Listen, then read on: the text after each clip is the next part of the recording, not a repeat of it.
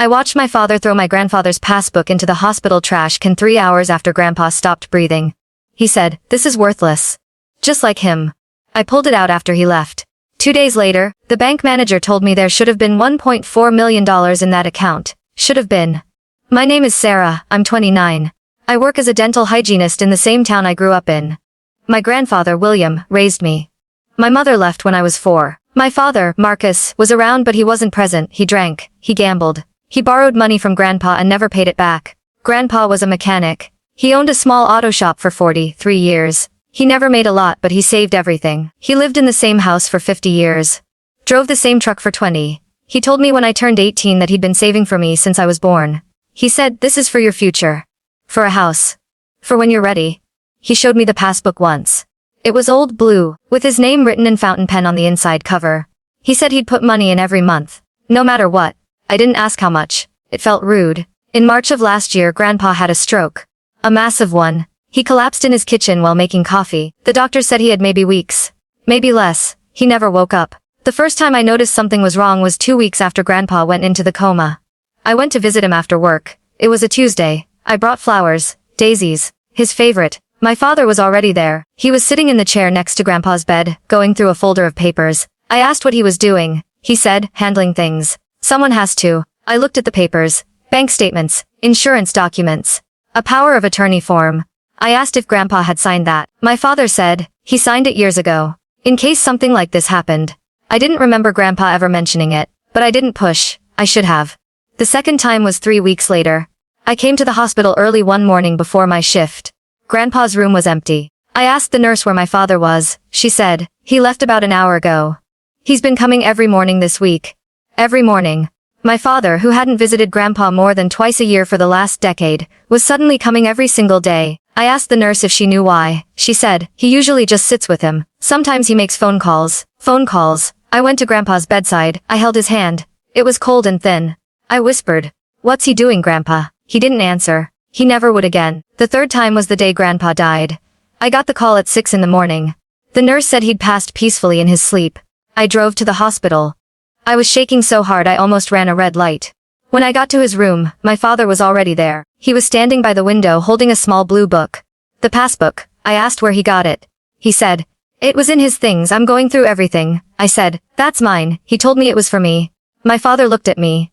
His face was blank. He said, "There's nothing in it, Sarah. It's an old account, closed years ago." I said, "Let me see it." He said, "There's no point." Then he walked to the trash can and dropped it in. He said, "This is worthless." Just like him. I stood there. I didn't move. I didn't breathe. He left the room. I waited until I heard the elevator doors close. Then I walked to the trash can and pulled it out. The passbook was small, faded, the edges were worn. I opened it. Inside there were rows of handwritten entries, dates, deposits, balances. The last entry was from 11 months ago, before the stroke. The balance $1,472,618. I sat down. I read it again. $1.4 million. My father had just told me it was empty. I didn't go to work that day. I went to the bank, the First National Bank on Maple Street. The same one Grandpa had used for 50 years. I walked up to the teller and asked to speak to someone about an old account. She asked for the account number. I read it off the passbook. She typed it into her computer. Her face changed. She said, "One moment please." She picked up the phone. 2 minutes later, a man in a gray suit came out. He introduced himself as Mr. Brennan, the branch manager. He asked me to follow him to his office. We sat down. He said, "You're Sarah Montgomery." I said, "Yes." He said, "And William Montgomery was your grandfather?" I said, "Yes." He folded his hands on the desk. He said, "I'm very sorry for your loss. Your grandfather was a loyal customer for many, many years." I said, "Thank you." Then I slid the passbook across the desk. I said, "My father told me this account was closed, but the last entry shows over $1 million. Mr. Brennan picked up the passbook. He looked at it for a long time. Then he said, "This account is still open." I felt my chest tighten. I said, "How much is in it?" He turned to his computer. He typed. He scrolled. He said, "As of this morning, the balance is $63,412. I stared at him. I said, "That's not possible. The passbook says 1.4 million. He said, "It did. 11 months ago," I said. He turned the monitor toward me. On the screen was a list of withdrawals. $50,000, April 14, $75,000, April 28, $100,000, May 10th. On and on. Dozens of withdrawals, all within the last 10 months. All after Grandpa's stroke. I said, "Who authorized these?" Mr. Brennan clicked on one of the transactions. A scanned document appeared. A withdrawal slip. Signed by Marcus Montgomery. My father, I said. How is that possible? Grandpa was in a coma, Brennan said. Your father presented a power of attorney document. It gave him full access to your grandfather's accounts in the event of incapacitation. I said, did you verify it? He said, we did. It was notarized. Dated 3 years ago, I said. Can I see it? He printed it. I read it. The signature at the bottom looked like Grandpa's. But something was wrong. Grandpa's handwriting always slanted to the right. This slanted to the left. And the date. 3 years ago, Grandpa had broken his right hand. I remembered because I'd driven him to the hospital. He couldn't write for 6 weeks. This document was dated 2 weeks after the injury. I said, this is fake. Mr. Brennan looked at me. I said, my grandfather broke his hand 3 years ago.